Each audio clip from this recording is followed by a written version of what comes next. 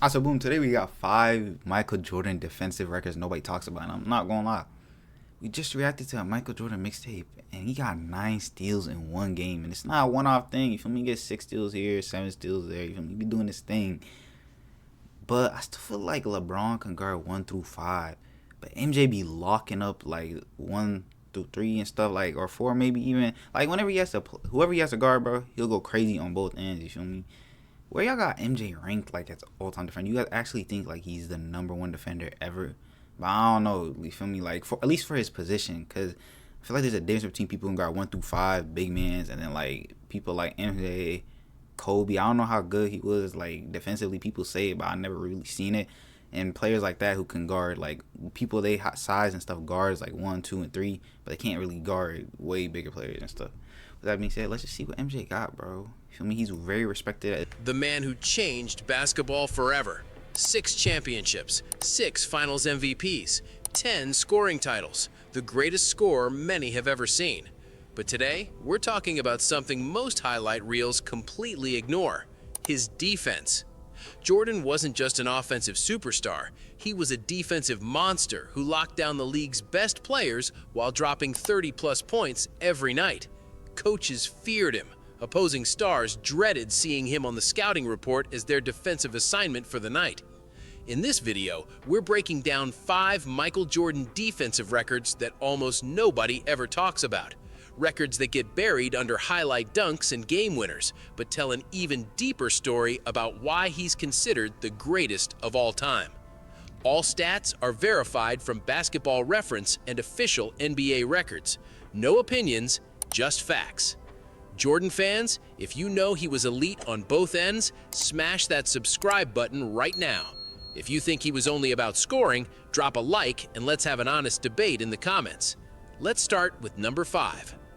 Record 5, 9 times All-Defense. Michael Jordan was named to the All-Defensive First Team 9 times in his career. That number is tied for the most in NBA history, shared with legends like Gary Payton, Kobe Bryant, and Kevin Garnett. Think about that for a second. I ain't gonna lie, Kobe had 9 DPOYs. He's like up there with MJ. I didn't even know Kevin Garnett, bro. I'm not gonna lie. I know MJ did because I've seen like the accolade thing, but I'm gonna have to shooting guard, not a big man, not a lockdown perimeter specialist like Payton, made first team All-Defense 9 separate times. He earned this while playing heavy minutes on offense, averaging 30-plus points for most of his prime. Most modern stars can barely maintain all-defense recognition for 3 to 4 seasons before load management or offensive focus takes priority. Jordan did it for nearly a decade straight, year after year, without a single drop-off. His length, quick hands, and basketball IQ made him a nightmare to play against on the perimeter. He had a 6'6" frame with a wingspan that let him contest shots most guards couldn't even reach.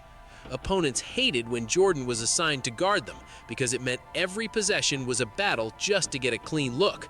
And remember, this wasn't during a soft era of basketball. This was the 80s and 90s, the most physical, hand-checking, bruising era the NBA has ever seen. Guards could grab, bump, and shove on defense. Jordan thrived in that chaos. 1987-88 season. This is the one that still blows minds. Jordan won League MVP, Defensive Player of the Year, scoring title, led the league in steals, all in the same season. No other player in NBA history has ever put together this exact combination. He is one of only 2 players ever to win both MVP and DPOY in the same year, the other being Hakeem Olajuwon. Only person to ever do that, so it's really impossible for anyone even, well, somebody can in the future, but like so far, you feel like Wembanyama could do this. I don't know if he can. In 1994, Jordan I feel like he get the scoring title, DPOY. You feel me, MVP. But I don't know about steals. We could get like 5 points, 5.2 assists, 5.5 rebounds, and 3.16 steals per game, while being the best defender in the entire league. Let that sink in. The league's leading scorer was simultaneously the league's best defensive player. Those 2 titles almost never go together because the demands are so different. Scoring requires energy on offense. Elite defense requires energy on the other end, chasing, fighting through screens, staying in a stance for 48 minutes. This was peak two-way basketball. He wasn't just good on defense, he was the Defensive Player of the Year while leading the league in scoring. That level of dominance on both ends has never been matched, before or since. Not by Kobe. We seeing that level of dominance right now with Victor, bro. It's low-key glazed, bro, but he going crazy. Like, even though he lost the finals and people are hating, that's because he was kind of just forced to shot chuck. If you really watch the games and you didn't watch the box score, he was kind of, he was playing iso ball. Like, what? I don't know, bro. They was doing some nonsense, but Spurs are moving crazy. Not by LeBron, Victor, not by anyone. Like he can go crazy. If you're enjoying this deep, verified Jordan content, subscribe and turn on notifications. We go this hard every single week, breaking down the stats nobody else covers. The top 3 records are even more impressive. Keep watching. Record 3, Steal King. Jordan led the NBA in steals 3 times during his career.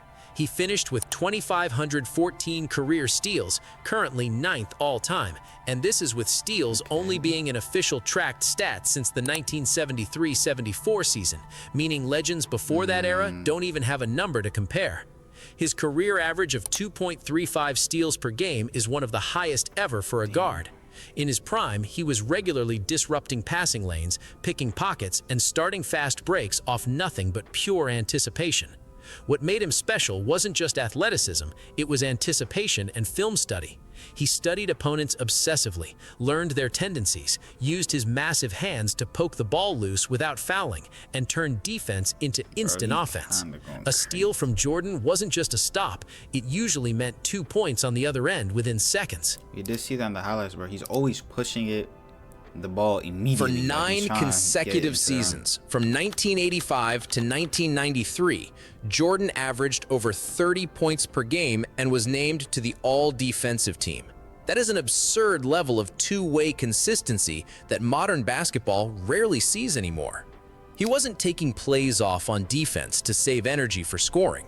He was locking down the best player on the opposing team night after night while carrying the Bulls' offense almost single-handedly for stretches of his career, especially before Pippen fully developed and before the triangle offense was installed. In today's NBA, very few superstars maintain all defense level recognition while being the primary scorer for that long. Most stars pick one or the other.